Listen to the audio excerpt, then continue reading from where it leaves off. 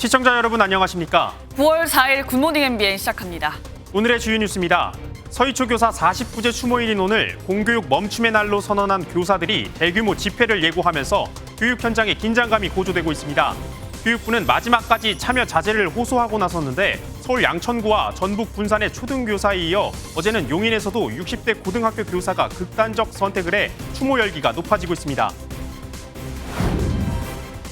더불어민주당 이재명 대표가 오염수 방류를 멈추기 위해 런던 협약 당사국에 친서를 보내겠다고 밝힌 가운데 민주당은 오늘 미중일 패널이 참가하는 국제 공동회의를 개최합니다. 국민의힘은 제1야당의 외교자해라고 비판하며 오염수 방류에 관한 괴담을 유포한 유튜브 채널을 고발하기로 했습니다.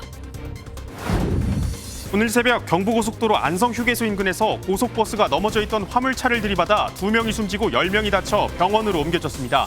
청주 영덕고속도로에선 램프 곡선 구간에서 25톤 화물차가 중심을 잃고 운전석 쪽으로 전도돼 이 일대 교통 혼잡이 벌어졌습니다. 지난 8월 유례 없는 폭염에 전기 사용량이 역대 여름 중 최고 수준을 기록한 것으로 나타났습니다.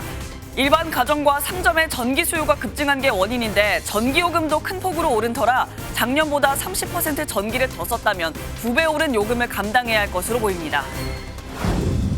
오늘은 전국이 대체로 흐린 가운데 수도권 등 곳곳에 비나 소나기가 내리겠습니다. 서쪽 지역을 중심으론 한낮 최고 기온이 30도 안팎까지 올라 무더위가 계속되겠습니다. 첫 소식입니다. 오늘은 전국의 교사들이 공교육 멈춤의 날로 예고한 날입니다. 엄벌을 공언하며 교사들의 추모 집회 참석 반대 입장을 밝혀온 교육부는 긴급 호소문까지 발표하며 다급히 움직였습니다. 김민수 기자입니다. 주말에도 아이들과 함께 서울초등학교를 찾는 학부모들의 발걸음이 이어집니다. 학부모들은 체험학습을 신청하며 공교육 멈춤의 날에 동참하겠다는 뜻을 전했습니다. 저희는 내일 체험학습을 신청을 해서 그렇게 저희는 아이들을 일단 안 보낼 생각이고요. 선생님들이 교육부에 하고 싶은 말 그런 걸 잘 전달하실 수 있도록 공교육 멈춤의 날 당일 오후 3시 이곳 서울초등학교 강당에선 숨진 교사에 대한 49제 추모제가 열립니다. 전국의 초등학교 교사들은 연가나 병가를 내고 하루 동안 서울초 교사 49제와 국회 앞 등에서 열리는 추모 집회에 참석할 예정입니다. 교육부는 현직 교사들과 만난 자리에서 헌법을 이유로 반대 입장을 거듭 밝혔지만 9월 4일은 모든 학교에서 교육 활동이 이루어져야 할 수업일임을 헌법과 법률에 따라 규정하고 있는 것도 엄연한 현실입니다. 교사들은 딱 잘라 거절했습니다. 아까 전에 차관님이 말씀하신 거 그대로 한번 다시 돌려드리겠습니다. 9월 4일은 헌법과 법률로 보장된 수업일이라고 하셨습니다. 예, 맞습니다. 그러면은 저희 연가나 병가도 헌법에 보장된 권리입니다. 교사들의 강행 의지에 이주호 교육부 장관은 예정에 없던 호소문까지 발표했습니다. 교육부와 시도교육청이 더욱 노력하겠습니다. 그러니 선생님들께서는 우리 학생들 곁에서 학교를 지켜주십시오. 국민의힘과 정부, 대통령실은 어제 오후 고위당정협의회를 열었습니다. 삼청동 총리공관에서 비공개로 열린 이날 회의에서는 공교육 멈춤의 날에 대한 대책과 교권 회복 추진 방안이 논의됐습니다. MBN 뉴스 김민수입니다. 안타까운 선택을 한 서울 양천구와 전북 군산시 초등학교 교사의 발인이 마무리된 가운데 추모 열기는 더해가고 있습니다. 진상 규명을 요구하는 목소리가 높아지자 조희연 서울시 교육감은 악성 민원이 고인의 극단 선택과 관련이 있는지 따져보겠다고 말했습니다. 한범수 기자가 보도합니다. 숨진 서울 양천구 교사의 발인이 끝났지만 추모 열기는 오히려 뜨거워졌습니다. 학교 앞에 차려진 분향소에 조문객들이 하나둘 도착하고 추모의 마음을 담아 짧은 편지도 남깁니다. 익명의 동료 교사입니다. 이틀 전에 소식을 듣고 저 개인적으로 많이 아파했고 지난 학기 업무 때문에 많은 고통을 토로했고 해당 학교가 학부모 민원 부담이 심한 곳이라는 증언이 나온 상황. 생전에 부당한 환경 속에 놓이지 않았는지 철저한 조사가 필요하다는 반응이 이어졌습니다.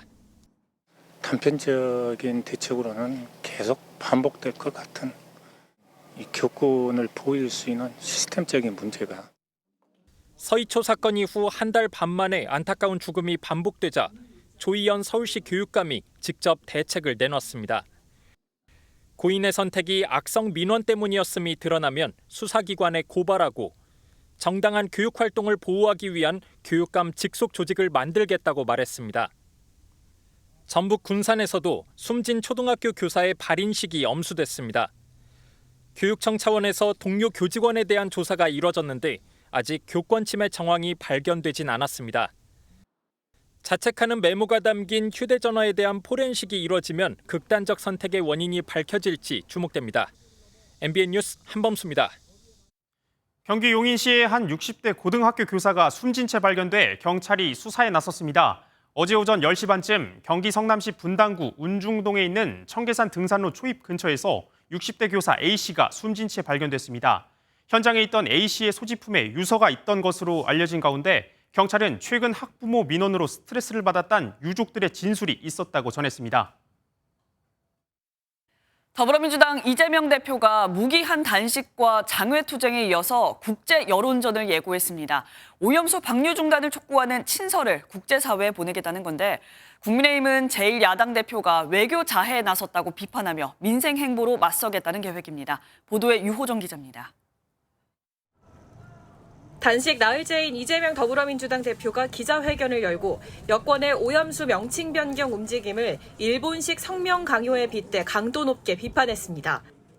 이제는 오염수로 부르지 못하도록 처리수라는 이름으로 창시 개명하겠다는 해괴한 언사까지.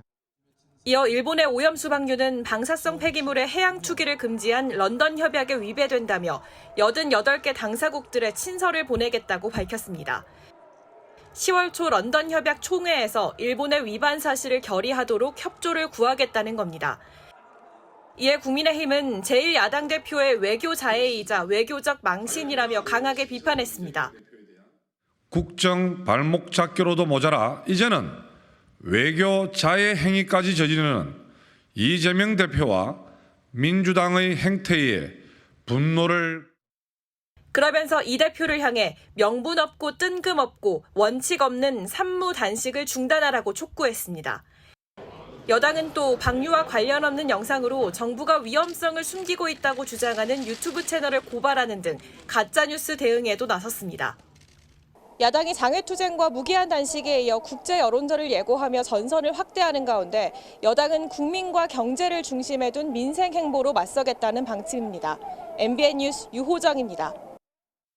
중국이 세계무역기구 WTO에 일본산 수산물 수입 금지 조치를 통보한 것과 관련해 일본이 WTO에 수입 금지 철회를 요구할 방침입니다.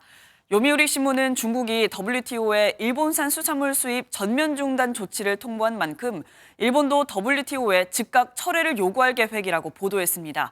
앞서 중국은 공중 생명과 건강을 지키기 위한 긴급 조치라며 WTO에 일본산 수산물 수입을 중단할 것이라고 통보한 상태입니다. 쌍방울 대북 송금 의혹을 수사 중인 검찰이 이재명 더불어민주당 대표에게 오늘 출석하라고 통보했지만 이 대표 측과 입장이 달라 오늘 조사는 불발될 것으로 보입니다. 출석 날짜를 둘러싼 양측의 신경전으로 이 대표의 검찰 출석은 일주일 정도 더 늦춰질 전망입니다. 선한빛 기자입니다. 대북 송금 의혹에 대한 검찰 조사를 앞두고 무기한 단식 투쟁에 들어간 이재명 더불어민주당 대표. 수원지검이 오늘로 통보했던 소환 조사는 미뤄질 가능성이 커졌습니다. 이 대표 측이 4일은 오전에 2시간만 조사를 받을 수 있다는 입장을 고수하고 있기 때문입니다. 검찰이 원하는 대로 조기 출석 의사를 밝혔는데도 이를 거부하는 것은 검찰이 진실을 밝히는 것에는 관심 없고 오직 정치 수사로. 이 대표 측이 검찰에 역으로 제안한 날짜는 오는 11일에서 15일 사이입니다. 일주일 정도 검찰 조사가 뒤로 미뤄지는 건데 이 대표 측의 이 제안을 검찰이 받아들일지는 미지수입니다. 향후 소환 일정 조율에 대해 검찰 관계자는 9월 4일 예정대로 이 대표가 조사에 응해줄 것으로 기대한다고만 밝혔습니다.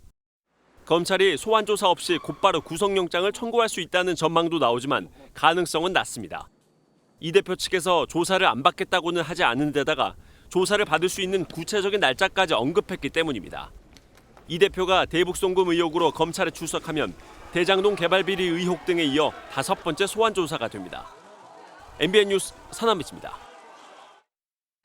육산의 고 홍범도 장군 흉상 이전 문제를 두고 중국 언론에서 비판 보도가 나오자 박민식 국가보훈부 장관이 예의에 어긋나는 행동이라며 발끈하고 나섰습니다. 이어 내정 간섭을 받을 이유가 없다며 훈수는 사양한다고도 전했는데요. 문재인 전 대통령은 일주일 만에 다시 입장문을 내고 대통령실이 나서서 이전 계획을 철회하라고 압박했습니다. 원중희 기자입니다. 지난달 30일 중국 공산당 기관지 환구시보의 보도입니다. 누가 항일지사를 고의로 방치하는가라는 제목 아래 고 홍범도 장군의 흉상 이전 소식을 전하며 한국에서 큰 불만이 터져나왔다고 썼습니다. 흉상이 옮겨진 뒤 친일 장군 백선엽 흉상으로 대체될 거라는 보도에 더욱 분노하고 있다는 내용도 이어졌습니다. 박민식 국가보훈부 장관은 SNS에 해당 보도를 인용하며 부용치회라는 표현을 돌려드린다고 밝혔습니다.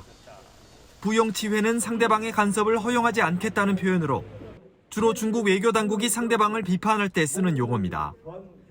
박 장관은 타국에 대한 돈 없는 참견이라며 외교 관계상 예의에 어긋나는 행동에 유의해달라고 경고했습니다. 지난달 27일 흉상 이전 추진 소식에 깊은 우려를 표한다고 했던 문재인 전 대통령도 일주일 만에 다시 입을 열었습니다. 문 전 대통령은 흉상 철거 계획을 철회하여 역사와 선열에 부끄럽지 않게 해달라며 대통령실이 나서서 논란을 정리하는 게 옳을 것이라고 밝혔습니다. 대통령실은 국방부와 육사의 결정을 지켜봐달라며 직접 대응을 피했습니다. MBN 뉴스 원중입니다.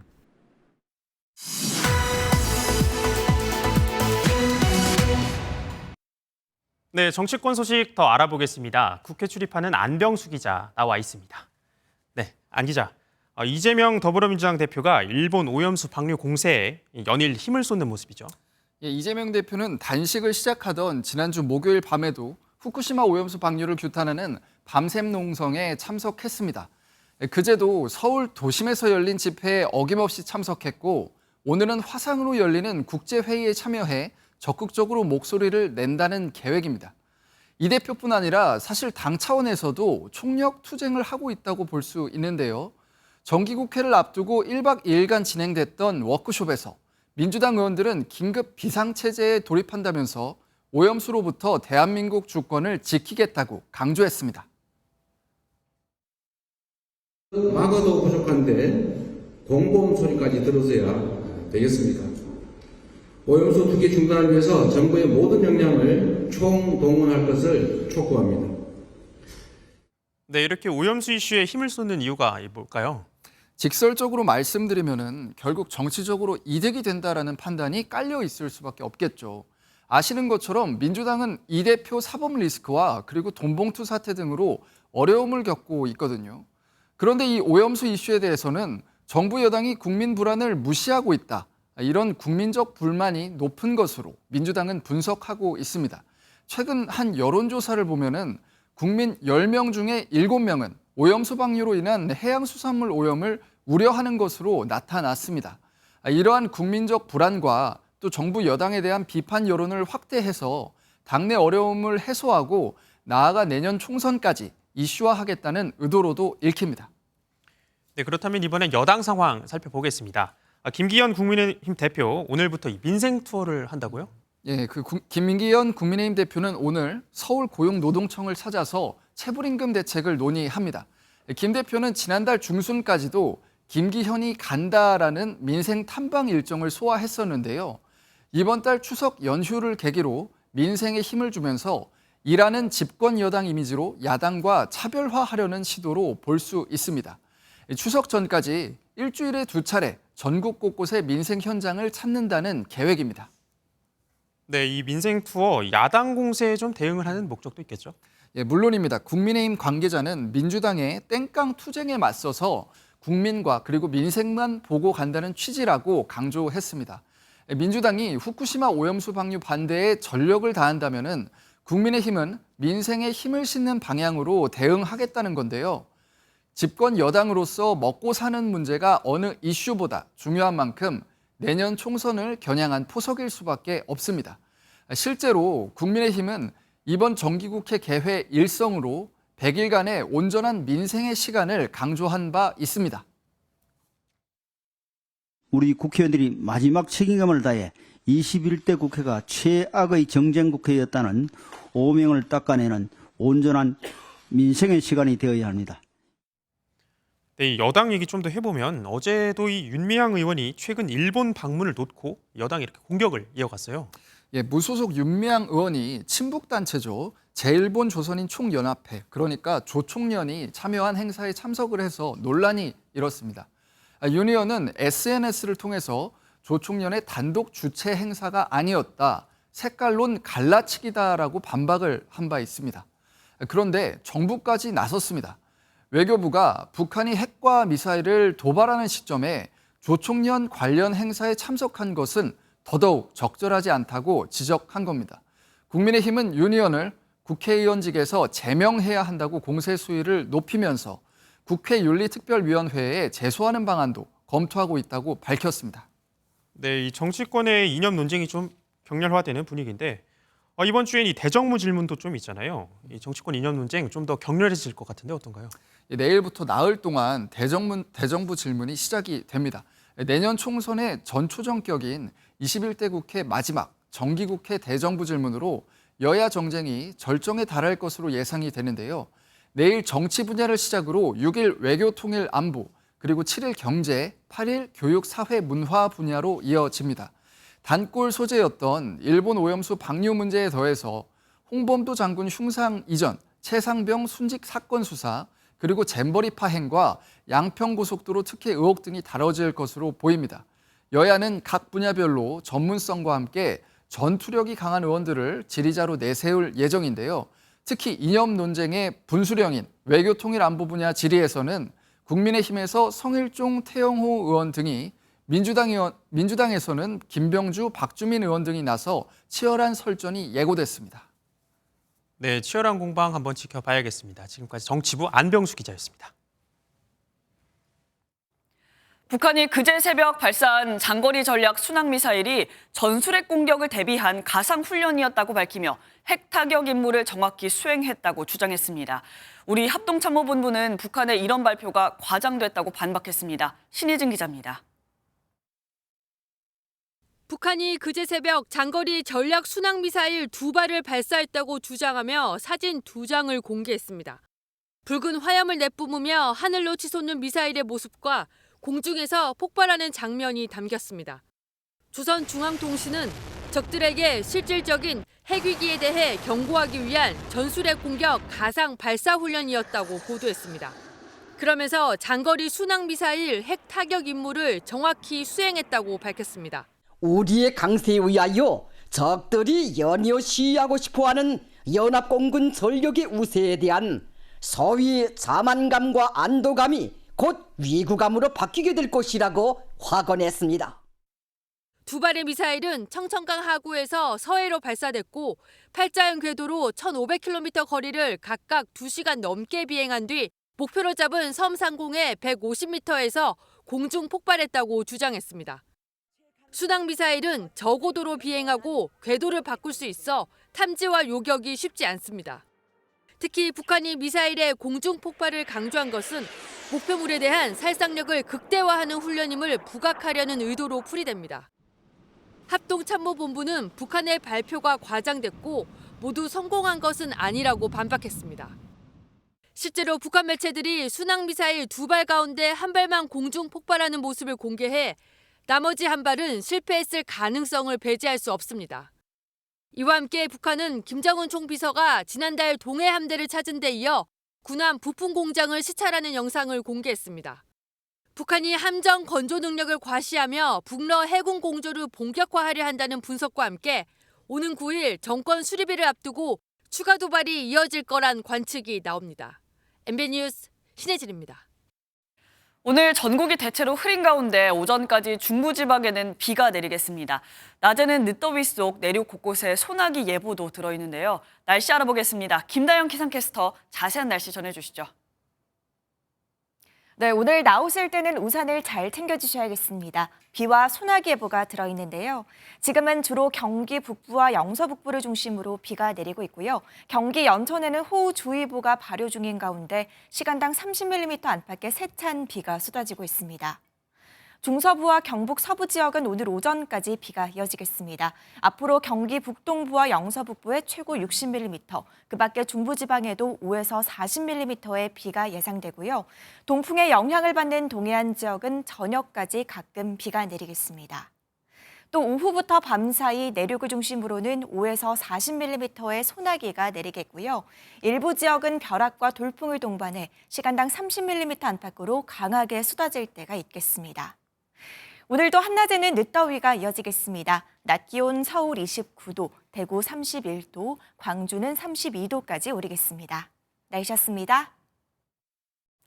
오늘 하루 중요한 일정을 소개해드리는 굿모닝 오늘입니다. 어떤 일정이 있는지 함께 살펴보겠습니다.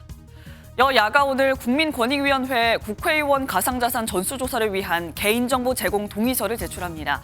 여야는 앞서 무소속 김남국 의원의 가상자산 보유 논란이 일자 국회의원 본인에 대한 가상자산 보유 거래 내역을 전수조사하기로 하고 조사를 위한 개인정보 제공 동의서를 소속 의원들로부터 취합한 바가 있습니다. 엘리자베스 살몬 유엔 북한인권 특별보고관이 오늘부터 12일까지 우리나라를 방문해 우리 정보부처 인사와 탈북민 등을 면담합니다. 살몬 특별보고관은 이번 방한 결과를 바탕으로 다음 달 유엔 총회에서 북한 인권 상황에 대한 보고서를 제출할 예정입니다. 더불어민주당은 오늘 국회에서 이재명 대표와 미중일 패널이 참석하는 후쿠시마 원전 오염수 해양 투기 중단 촉구 국제 공동회의를 개최합니다. 일본의 후쿠시마 오염수 해양 투기에 따른 각국의 상황을 공유하고 공동 결의문을 채택할 예정입니다. 오늘 새벽 경부고속도로 안성휴게소 인근에서 화물차와 버스가 부딪혀 2명이 숨지고 11명이 다쳤습니다. 자정쯤엔 청주 영덕고속도로에서 25톤 화물차가 넘어지며 석고보드가 쏟아져 정체가 빚어지기도 했습니다. 밤사이 고속도로에서 이어진 사고 소식 신영빈 기자가 전합니다. 옆으로 누운 화물차에서 검은 연기가 뿜어져 나오고 고속버스 앞부분은 완전히 찌그러져 형체를 알아보기 어렵습니다. 도로 한쪽에선 구급대원들이 부상자들을 돌보고 있습니다. 오늘 새벽 2시 반쯤 경부고속도로 안성휴게소 인근에서 11톤 화물차와 광주광역시에서 서울로 향하던 고속버스가 부딪혔습니다. 화물차 단독 사고인데 버스가 충격해가지고 사고 났어요. 단독 사고 나서 이제 서 있는데 충격을. 이 사고로 화물차 운전자와 버스 기사가 숨지고 버스 탑승객 등 11명이 다쳐 병원으로 옮겨졌습니다. 이로 인해 해당 구간 5개 차선이 한때 모두 통제되기도 했습니다. 고속도로에 25톤 화물 트럭이 전복돼 있습니다. 어젯밤 11시 55분쯤 청주 영덕고속도로 청주분기점 인근에서 25톤 화물차가 넘어지는 사고가 발생했습니다. 다친 사람은 없었지만 화물칸에 실려있던 석고보드 수천 장이 중앙분리대를 넘어 반대편 도로까지 뒤덮으며 아수라장으로 변했습니다. 25톤 그 윙바디가 핸들 과대 조작으로 인해서 그 코너 부분에서 넘어지면서 이동 가능했었는데 아무래도 잠재분이 많다 보니까 천천히 터닝했죠. 이 사고로 해당 구간에서 한때 정체가 빚어졌습니다. MBN 뉴스 신영빈입니다. 약물에 취한 상태로 롤스로이스 차량을 몰다 20대 여성을 뇌사 상태에 빠뜨린 남성의 주거지에서 의문의 억대 돈다발이 나왔습니다. 검찰은 이 돈이 폭력 조직 활동으로 부당하게 얻은 수익일 수 있다고 보고 압수 후 자금 추적에 나섰습니다. 심가현 기자입니다. 지난달 2일 서울 강남에서 약에 취한 채로 롤스로이스 차량을 몰다 인도로 돌진해 지나던 여성을 중태에 빠뜨린 20대 신모 씨. 기회 잡고 정말 죄송합니다. 정말 죄송합니다. 20대인 신 씨가 수억 원을 호가하는 차량을 몰던 배경을 두고 여러 의혹이 제기됐습니다. 이런 가운데 경찰로부터 사건을 넘겨받은 검찰이 신 씨의 자택 수색 과정에서 1억 원이 넘는 돈다발을 발견했습니다. 검찰은 이 돈이 폭력 조직 활동을 통해 부당하게 거둔 수익일 가능성이 있다고 보고 자금 경로를 추적 중입니다. 수사 과정에서 신 씨가 이른바 또래 모임 폭력 조직에 연루된 정황을 포착했기 때문입니다.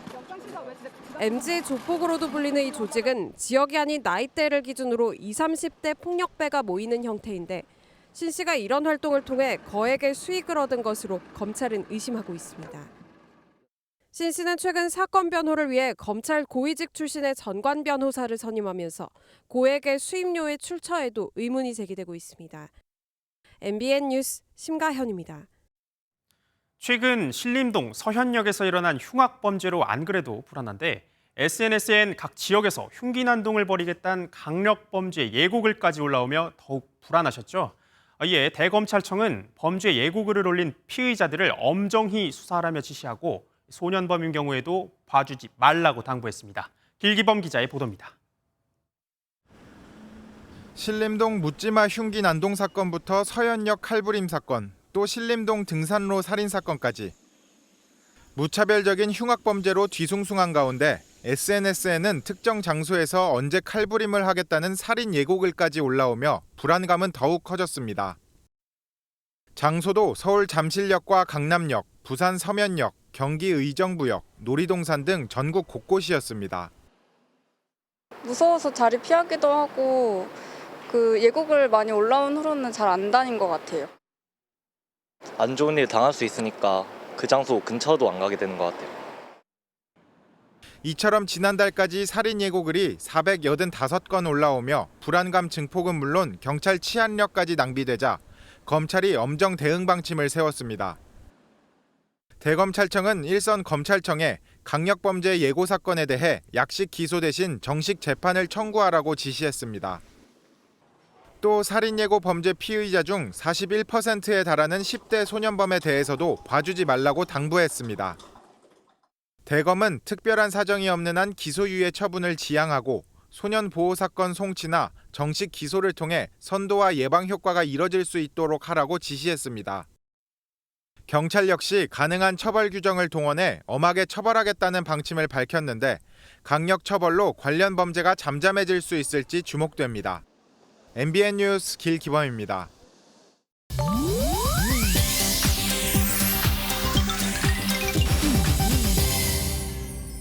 인터넷에서 화제가 되고 있는 소식들을 모아 전해드리는 인터넷 와글와글입니다.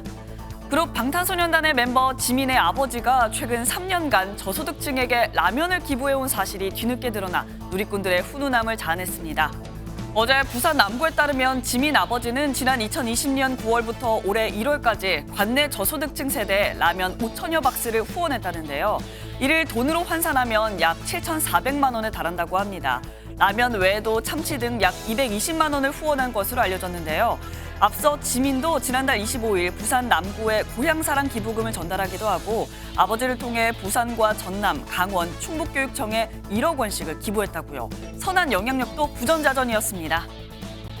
중국에선 오토바이 묘기 공연 도중 아찔한 화재가 발생했습니다. 지난달 29일 중국 북부 샨시성의 한 테마파크에서 2명의 스턴트맨이 불꽃을 내뿜는 오토바이를 타고 원형으로 된 이른바 죽음의 공 안에서 고개를 선보입니다.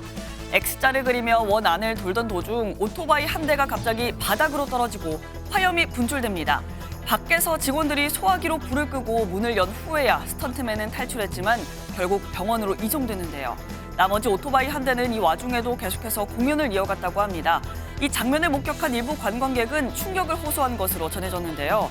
하지만 놀이공원은 사고 다음 날에도 이 공연을 재개한 것으로 알려졌습니다. 미국의 인기 팝스타 테일러 스위프트가 흥행몰이를 이어갑니다.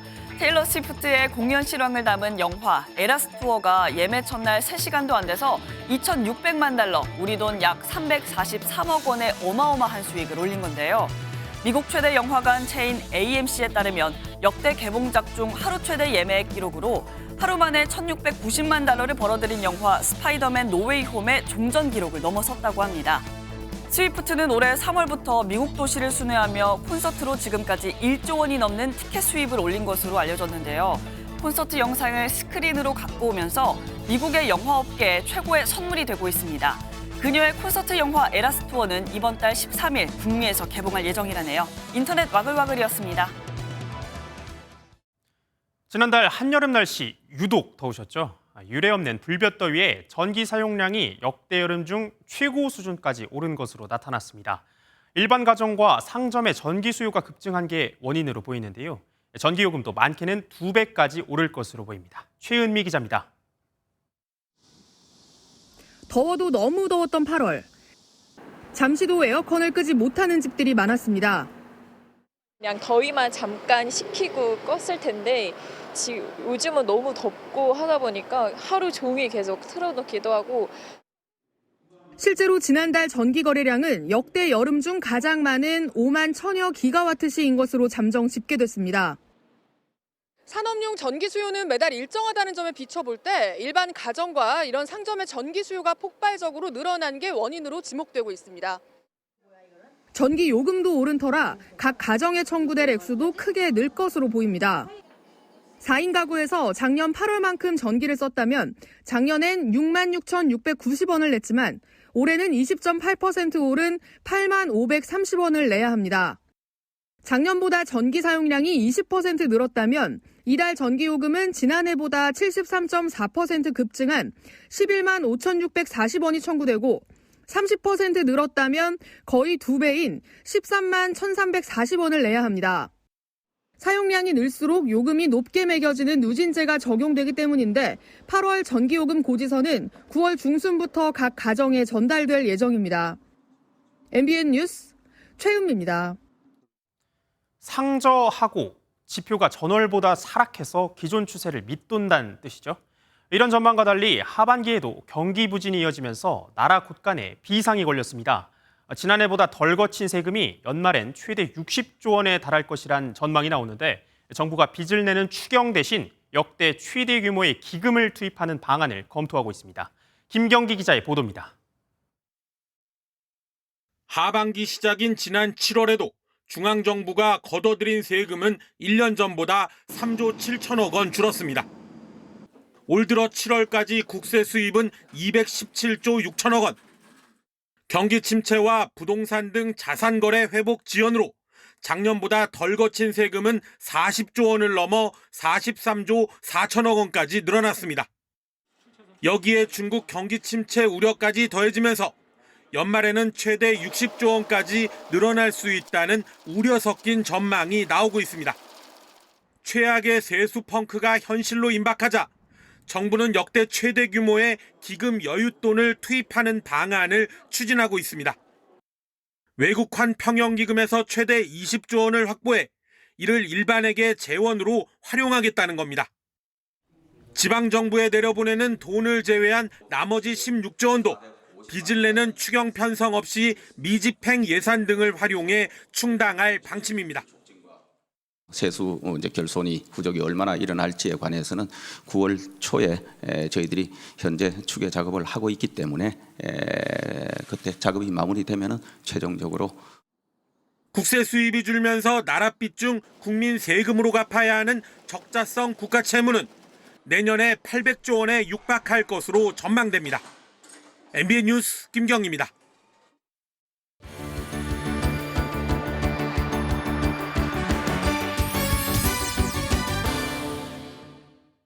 굿모닝 월드입니다.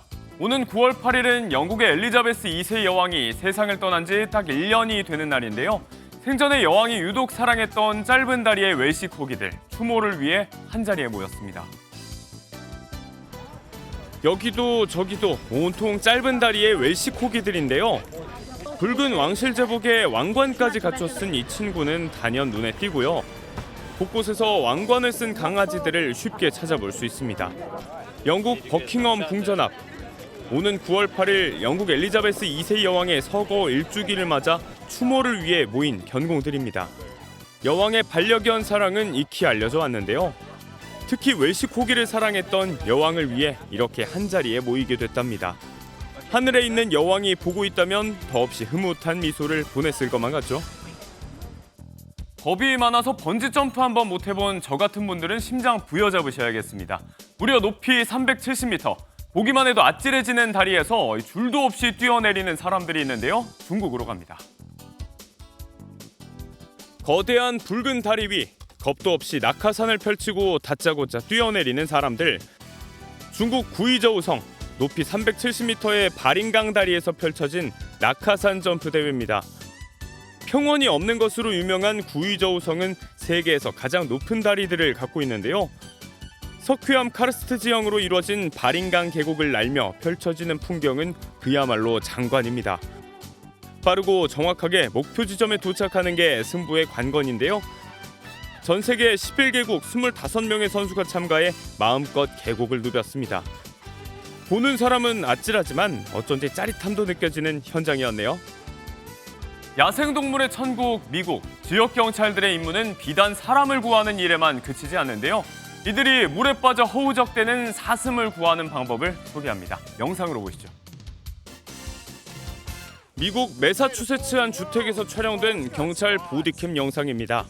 마당 앞 수영장에 빠진 사슴 한 마리가 애처로운데요. 수영장 비닐 덮개를 딛고 빠져나오려 애써보지만 잘 되지 않습니다. 잔뜩 겁을 먹은 채 안간힘을 쓰고 있으니 다가가지도 못하고 멀리서 응원의 박수만 보낼 뿐인데요. 수영장 밖으로 간신히 앞발은 걸쳤는데 마음만 급할 뿐 쉽지 않죠. 결국 경찰관이 뜰채로 뒷발을 힘껏 밀어준 끝에 탈출에 성공합니다. 감사 인사는커녕 뒤도 돌아보지 않고 주랭랑을 치는데요. 경찰이 SNS에 공개하며 화제가 된 영상이었습니다. 굿모닝 월드였습니다. 최근 6살 이하 영유아에게서 이른바 눈곱 감기라고 불리는 아데노바이러스가 집중적으로 확산하고 있습니다. 지난해 같은 기간에 비하면 무려 18배나 증가했는데요. 전염력이 강한 만큼 개인 위생 수칙을 지키는 것이 가장 중요합니다. 오태윤 기자입니다. 감기 증상과 유행성 각결막염을 동반해 이른바 눈곱 감기라고 불리는 아데노바이러스. 최근 영유아와 소아를 중심으로 빠르게 번지고 있습니다. 질병관리청에 따르면 8월 넷째 주 기준 아데노바이러스로 입원 치료를 받은 사람은 819명. 지난해 45명과 비교하면 18배 가까이 증가한 수치입니다. 아데노바이러스는 6살 이하 영유아에게서 가장 많이 발생하는데 이번 환자 가운데 0에서 6살 이하가 89%에 달합니다. 아데노바이러스에 감염되면 발열, 기침 등 감기와 유사한 증상과 함께 눈곱이나 충혈이 나타나는 유행성 각결막염, 구토, 설사 등의 위장관 감염증 증상도 보입니다. 심하면 출혈성 방광염이나 폐렴 등으로 발전할 수도 있습니다. 아데노바이러스는 전염력이 강한 것이 특징인데 공동생활하는 공간에서 수건이나 장난감 등을 함께 사용하거나 수영장과 같은 물놀이 장소에서도 쉽게 감염될 수 있습니다. 질병청은 올바른 손 씻기와 씻지 않은 손으로 눈 비비지 않기, 기침 예절 등 예방 수칙에 대한 교육 등 위생 수칙의 실천이 중요하다고 전합니다. 또 유치원 등 다중이용시설에서는 환경 소독과 함께 충분한 환기 등 세심한 관리를 해달라고 당부하기도 했습니다. MBN 뉴스 오태윤입니다. 한 번이라도 자살 시도를 했다면 일반적인 경우보다 자살 위험은 25배가 높아서 계속해서 관리가 필요합니다. 실제 응급실을 통해 들어온 자살 시도자를 지속적으로 치료했는데요. 10명 가운데 6명은 자살 고위험군에서 벗어났습니다. 꾸준한 자살 대책이 얼마나 중요한지 보여주는 사례입니다. 최희지 기자가 취재했습니다. 서울의 한 대학병원 응급실입니다. 자살 시도자가 실려오면 응급의학과와 정신과, 상주하고 있는 자살 사례관리팀이 협력해 치료를 진행합니다. 응급실에서 사례관리자가 상주하면서 응급의학과의 신체 치료, 정신과의 정신과 치료, 그다음에 사례관리가 함께하게 되니까 모든 문제를 해결해 드릴 수는 없지만 이미 있는 방법에 연결했다. 퇴원 이후에도 지속적인 관리를 통해 자살 위험을 낮추는 겁니다. 극단적인 선택으로 이곳 응급실에 실려왔던 80대 독거노인 남성도 이 서비스를 통해 정상적인 삶을 되찾을 수 있었습니다. 첫마디가 왜 살린 것이냐는 환자에게 의료팀은 정신적 치료와 함께 자살 동기였던 생계 문제 해결까지 도왔습니다. 실제로 사례 관리 후 자살 위험도가 높은 사람의 비율이 약 60% 감소했습니다.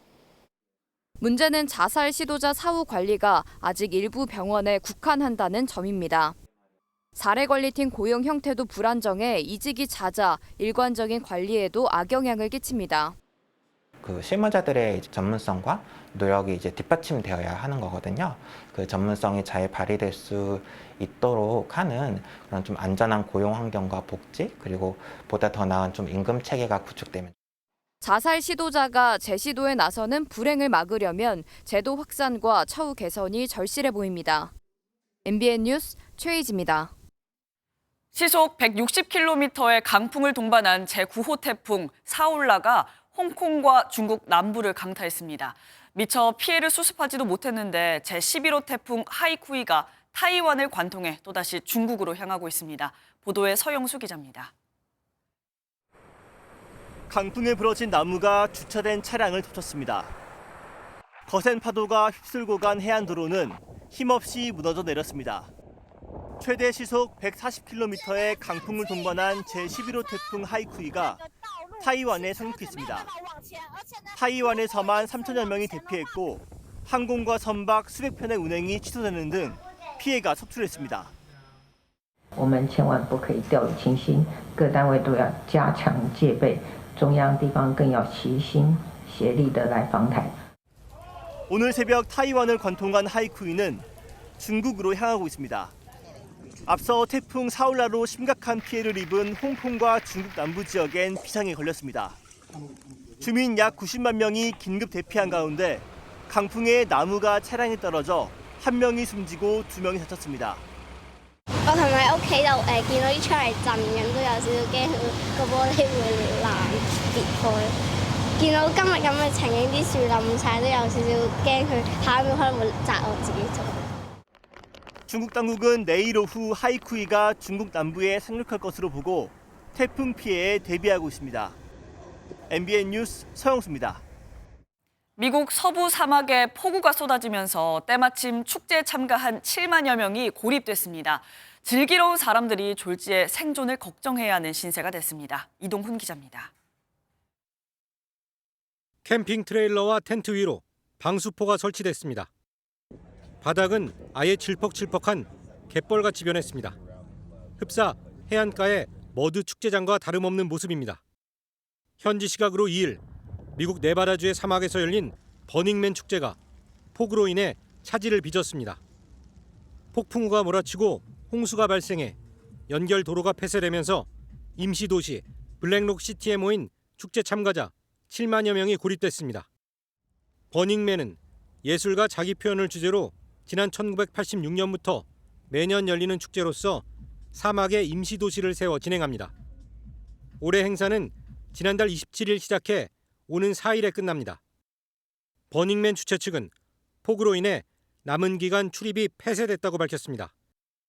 버닝맨 특징 중 하나가 자급자족인데 현재 행사 참가자들에게는 음식과 물, 연료를 절약하고 안전한 공간에 머무를 것이 요구됐습니다. 행사장 출입 재개 시점은 아직 정해지지 않았습니다. MBN 뉴스 이동훈입니다. TV는 거거익선이라는 말이 있습니다. 크면 클수록 좋다는 뜻으로 많으면 많을수록 좋다는 다다익선에서 유래한 말인데요. 그런데 어느 정도까지가 거거익선일까요? 이상엽 기자가 전해드립니다. 이파 2023이 열리는 삼성전자 부스. 삼성전자는 마이크로 LED TV를 미래 전략 제품으로 소개하며 76인치부터 140인치에 달하는 제품을 공개했습니다. 또 98인치 QLED 모델들을 선보이며 초대형 TV에 집중하는 모습입니다. 반면 LG전자 부스에는 TV존이 없고 설치한 것도 단 2대뿐입니다. 세계 최초의 97인치 무선 OLED TV와 캠핑 최적화 TV로 주목받는 포터블 스크린입니다. 중국 업체들이 100인치 넘는 TV를 선보인 것과는 대조적인 모습입니다. TV는 거거익선이라는 말에 삼성전자와 LG전자는 동의했지만 100인치 넘는 TV를 두고는 온도차를 드러냈습니다. 삼성전자는 8K 화질을 더 깨끗하게 볼 수 있다며 100인치 이상의 제품 출시 가능성을 열어둔 반면 초대형에 대한 니즈는 한계가 없이 계속 끊임없이 더 큰 것을 원하게 되는 인간의 본성과 맞닿아 있는 그런 요구인 것 같고요. LG전자는 중국 업체들의 100인치 이상 TV는 내수용에 불과하다며 100인치 이하에서 시장이 형성되고 있다고 밝혔습니다. 글로벌 시장에서 70인치 이상 대형 TV의 매출 점유율은 꾸준히 상승하며 가능성은 확인한 상황. 이제는 100인치 TV를 두고 소비자가 누구의 손을 들어줄지 관심입니다. MBN 뉴스 이상엽입니다. 항저우 아시안게임에 나서는 양궁 국가대표 이우석이 현대자동차 정몽구배 양궁대회 리커브 남자부 개인전에서 우승을 차지했습니다. 이우석은 어제 전쟁기념관 평화의 광장에서 열린 리커브 남자 개인전 결승전에서 부대한을 꺾고 정상에 올랐습니다. 리커브 여자부 결승에는 2014년 인천 아시안게임 이관왕 정다솜이가 우승해 이우석과 함께 우승 상금 1억 원의 주인공이 됐습니다. 오늘 나오실 때는 우산을 잘 챙겨주셔야겠습니다. 비와 소나기 예보가 들어있는데요. 지금은 주로 경기 북부와 영서 북부를 중심으로 비가 내리고 있습니다. 앞으로 서울을 포함한 수도권에도 갑작스럽게 국지성 호우가 쏟아질 수 있어 교통안전에 유의하셔야겠습니다. 중서부를 중심으로는 오늘 오전까지 비가 이어지겠습니다. 예상 강수량은 경기 북동부와 영서 북부에 최고 60mm, 그 밖에 중부지방에도 5에서 40mm의 비가 내리겠고요. 동풍의 영향을 받는 동해안 지역은 저녁까지 가끔 비가 내리겠습니다. 또 오후부터 밤사이 내륙을 중심으로는 5에서 40mm의 소나기가 내리겠고요. 일부 지역은 벼락과 돌풍을 동반해 시간당 30mm 안팎으로 강하게 쏟아질 때가 있겠습니다. 오늘 전국 하늘에는 구름이 많이 끼겠고요. 오후부터는 경남 해안에 초속 15m 이상의 강한 바람이 불겠습니다. 또 남해안과 제주 해안에는 높은 너울성 파도를 주의하셔야겠습니다. 이 시각 현재 기온 보겠습니다. 서울 24.4도, 안동은 22.8도 나타내고 있고요. 낮 기온은 서울 29도, 대구 31도, 광주는 32도까지 오르겠고 습도가 높아서 체감온도는 이보다 더 높겠습니다. 동해안 지역은 모레까지 비가 오락가락 내리겠고요. 내륙은 대체로 맑은 가운데 낮더위가 이어지겠습니다. 주말에 푹 자고 잘 쉬었는데도 월요일이 되면 피로감과 무기력감을 느끼는 사람들이 많습니다. 월요병을 극복하기 위해서는 견과류와 바나나 등 우울과 긴장감을 해소하는 세로토닌이 풍부한 음식을 섭취하는 게 좋고요. 식사 후에는 녹차를 마시는 것도 도움됩니다. 녹차에는 집중력을 향상시키는 효과가 있는 태아닌 성분이 들어있기 때문인데요. 업무에 집중하기 힘들 때 녹차를 마시면서 활력을 불어넣어주는 것도 좋겠네요. 지금까지 날씨와 생활정보였습니다. 월요일 아침 굿모닝 MBN 마치겠습니다. 저희는 내일 아침 다시 찾아오겠습니다. 함께해 주신 여러분 고맙습니다.